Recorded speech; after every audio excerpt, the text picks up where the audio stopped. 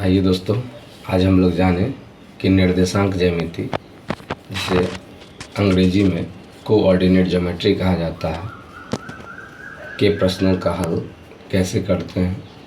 इसके लिए हमें किन किन बातों को ध्यान में रखना पड़ता है। तो सबसे पहले जब हम कोऑर्डिनेट के प्रश्नों का, ज्योमेट्री के प्रश्नों का हल कर रहे होते हैं, तो उसके लिए हमको अक्ष की जानकारी होनी चाहिए। ये अक्ष क्या है भाई? तो यहाँ देखिए कि x और x डैश ये अक्ष हो गया, ये y और y डैश ये अक्ष हो गया। अब इन दोनों अक्षों के कटान बिंदु को हम लोग कहेंगे मूल बिंदु, ठीक है। और मूल बिंदु का जो नियामक होगा, निर्देशांक होगा, वो 0 0 होगा। अब यहाँ एक और प्रश्न बनता है कि किसी भी बिंदु का निर्देशांक क्या होगा। तो किसी भी बिंदु का निर्देशांक जो होगा वो x और y निर्देशांक, पहला निर्देशांक x निर्देशांक और दूसरा निर्देशांक जो होगा वो y निर्देशांक होगा। यहाँ x निर्देशांक को हम लोग भुज कहेंगे, x वाला जो अंक, निर्देश वाला अंक वाला होगा उसको हम लोग भुज कहेंगे, और y वाला जो अंक होगा उसको कोटि कहेंगे, ठीक है। और यहाँ x के तरफ अगर हम चल रहे हैं तो प्लस में होगा, y में चल रहे हैं तो प्लस में होगा, अगर x डैश में आ रहे हैं तो माइनस में होगा, y डैश में जा रहे हैं तो माइनस में होगा। एक और बात, तो यहाँ देखिए 1 2 3 4 4 खंड आपको नज़र आ रहे हैं। तो इन्हीं खंडों को हम लोग पाद या चतुर्थांश कहते हैं। इसमें हो गया ये आपका पहला, ये आपका दूसरा, ये आपका तीसरा और ये आपका चौथा।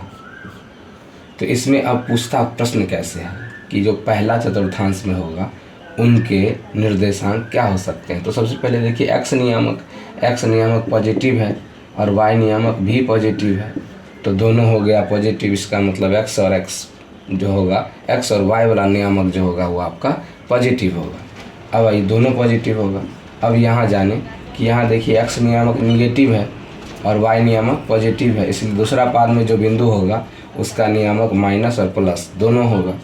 पहले माइनस होगा फिर प्लस होगा। अब तीसरा पाद में आइए तो देखिए दोनों स्थिति माइनस की है, इसलिए इस पाद में जो भी नियामक होंगे उनके निर्देशांक क्या क्या होंगे, माइनस और माइनस। अब आइए चौथा में देखेंगे कि x वाला प्लस है, इसका मतलब ये आपका हो गया प्लस, और y वाला जो है वो देखिए माइनस, इसलिए इसका हो गया निर्देशांक एगो प्लस और एगो माइनस। पहला प्लस होगा और दूसरा माइनस होगा। तो इन तरीक़ा से पहले हम ये जान लेंगे कि कौन से बिंदु किस चतुर्थांश में है। आइए एक उदाहरण के द्वारा समझें कि अगर हमारे पास है -5 7, क्वेश्चन पूछ दिया कि -5 7 जो है वो किस पाद या चतुर्थांश में है।